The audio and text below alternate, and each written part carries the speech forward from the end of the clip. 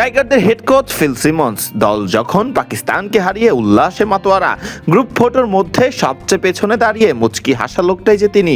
Phil Simmons যেন এমনই, কথা নয় কাজে বিশ্বাসী।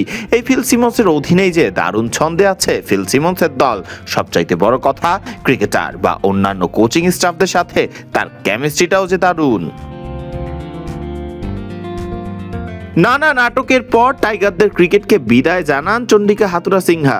হাতুরুর বিদায়ের পরেই দলে হেড কোচ হিসেবে 2024-এর অক্টোবরে যোগ দিয়েছিলেন ফিল সিমন্স। দায়িত্ব পেয়েই যেন দলকে বদলে দিয়েছেন ধীরে ধীরে সিমন্স।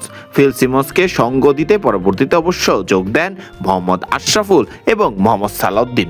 মোহাম্মদ আশরাফুল এবং সালাউদ্দিন সাথে ফিল সিমন্স মিলে টাইগারদের দলকে গড়ে তোলে শক্তিশালী, এতটাই শক্তিশালী যে জয়ের মুখ নিয়মিত দেখতে শুরু করে টাইগাররা।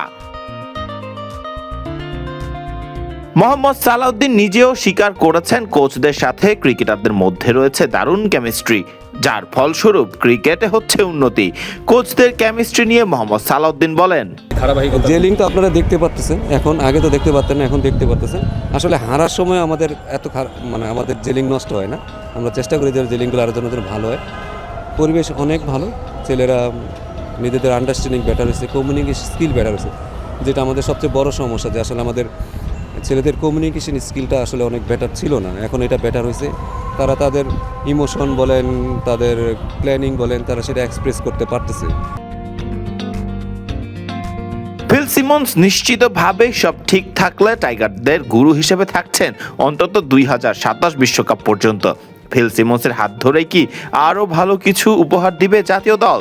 আপাতত সামনে মিশন রঙিন পোশাকে মাইটি অজিদের বিপক্ষে। ঘরের মাঠে অস্ট্রেলিয়ার সাথেও যে চোখে চোখ রেখে কথা বলে বাংলাদেশ। পাকিস্তানের মতো অজিদের হারিয়েও কি গ্রুপ ফটোতে আবার সবার পেছনে নিজেকে লুকাবেন সিমন্স? সেটি এবার দেখার পালা। ফারদিন রহমান সকাল, বিডি ক্রিক টাইম।